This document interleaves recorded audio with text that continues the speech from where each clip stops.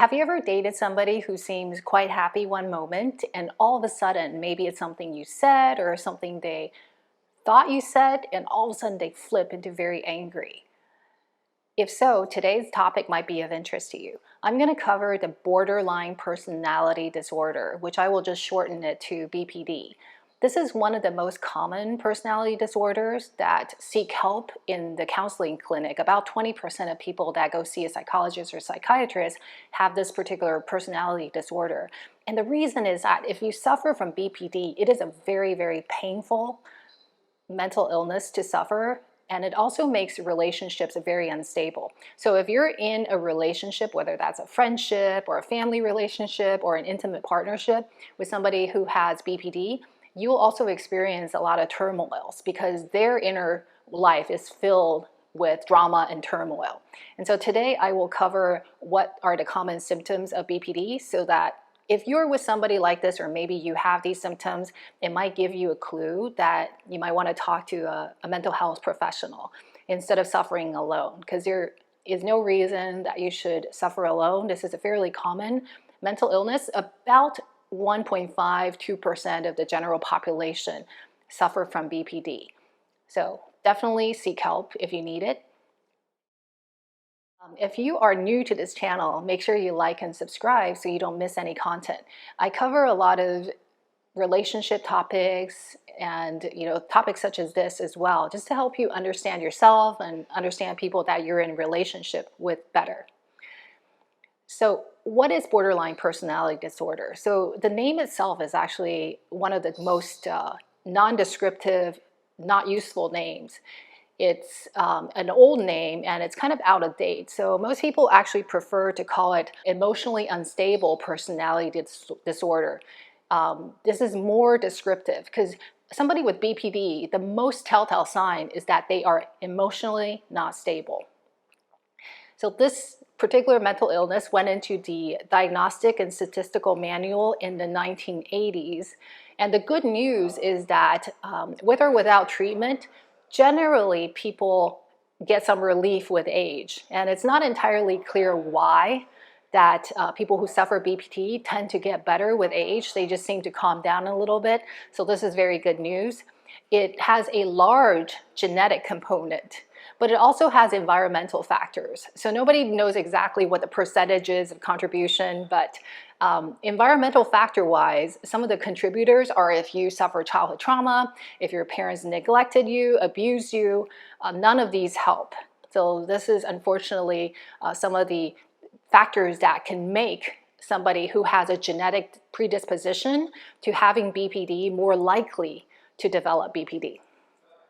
In terms of the common signs, so if you observe these signs, the more signs you observe, the more likely this person has BPD. So just because you have one of these signs doesn't mean that you have BPD, but if you have a lot of these signs, there is a higher probability that you might have it.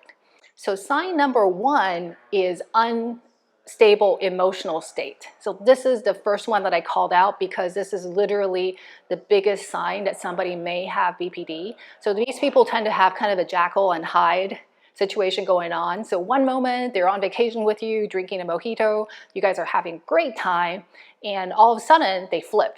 They get very angry. They may not even tell you what's going on. They might be spinning a story in their head. It has nothing to do with reality. They might have misinterpreted what you said, but all of a sudden they get very, very angry. So this particular disease, BPD, is characterized by unstable mood. Sign number two is they're terrified of being abandoned or being alone. So this is another key sign. So I kind of list these signs in the order of importance. So somebody with BPD hates to be rejected, hates to be abandoned. So the interesting thing is if they believe that you're about to leave them, sometimes they would try to take control back by actually pushing you away, by breaking up with you first. So they don't suffer the really heart-breaking feeling of being rejected. So if they're like, well, if you're about to dump me anyways, I will do it first. So you might see them self-sabotage relationships in situations where they feel like you're pulling away, right? They might overreact and say, well, in that case, let's just break up.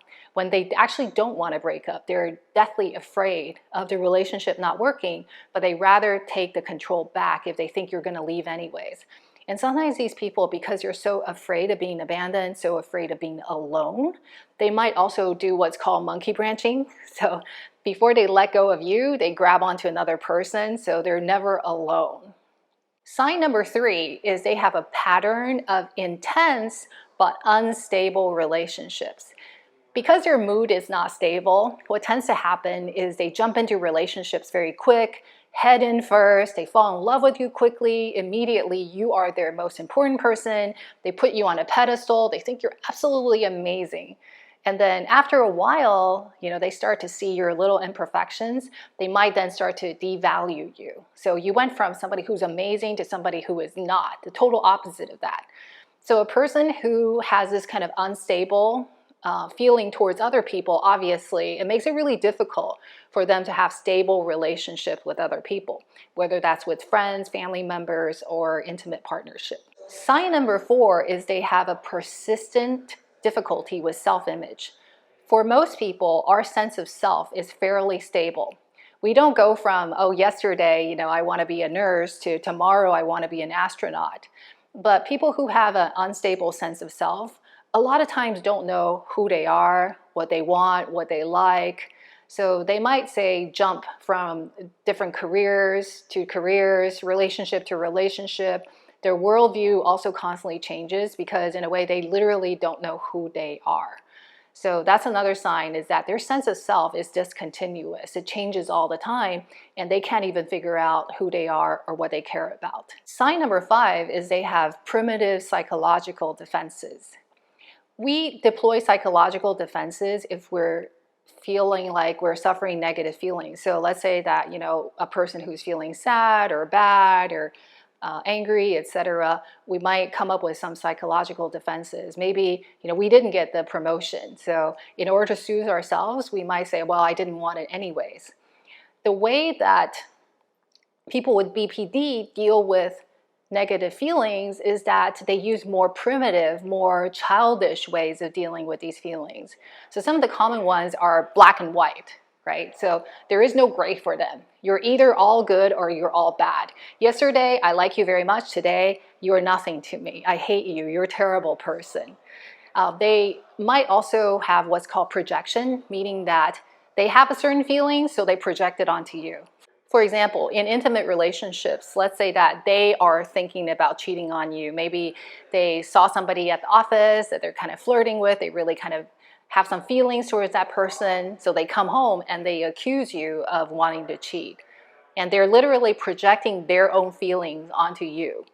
These are all more primitive psychological defenses that you see children do from time to time, but people with BPD are also known to do this.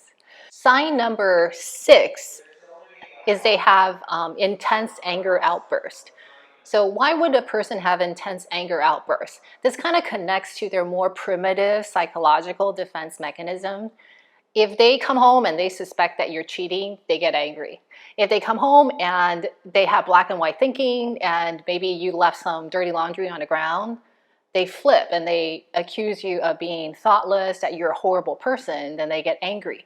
So because of the stories that they tell themselves, they can get easily angered and they take a long time for that anger to subside. So all these are kind of factors that line up with that unstable emotionality.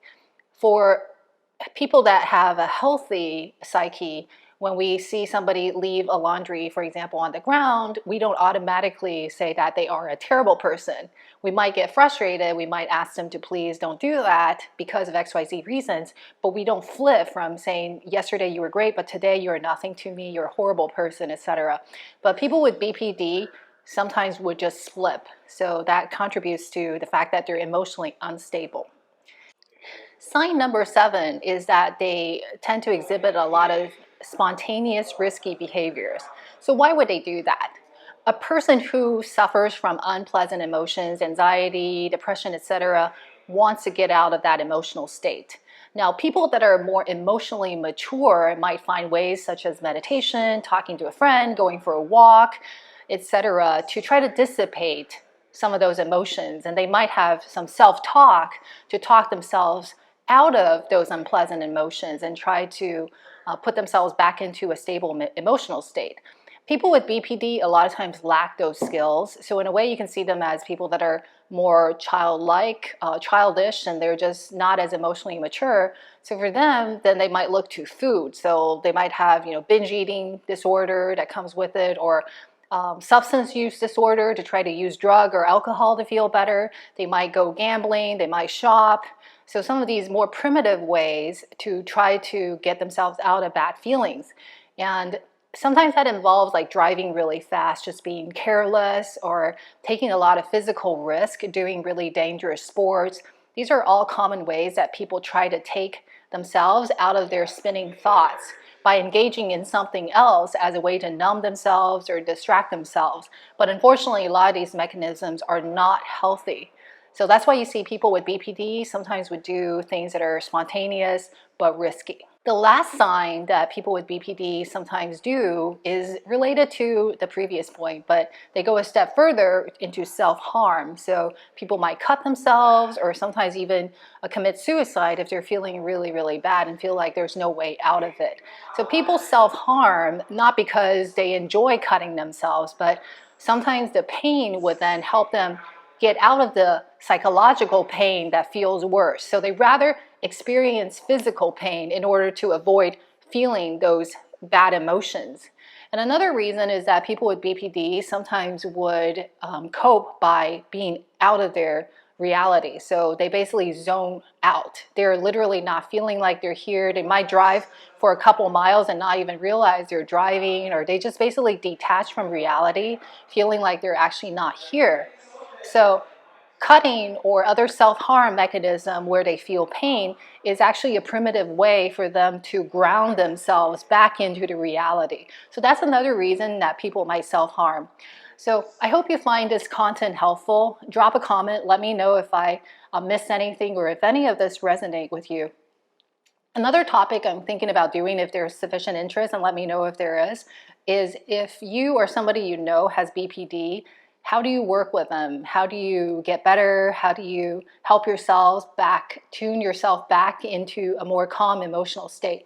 If there's interest, let me know, drop a comment. I read every single one of them. And if you're interested in working with me in a more direct way, check out the show notes. I run a monthly program so that you can join anytime and then meet some of the other ladies that are in the group that are also on the healing journey.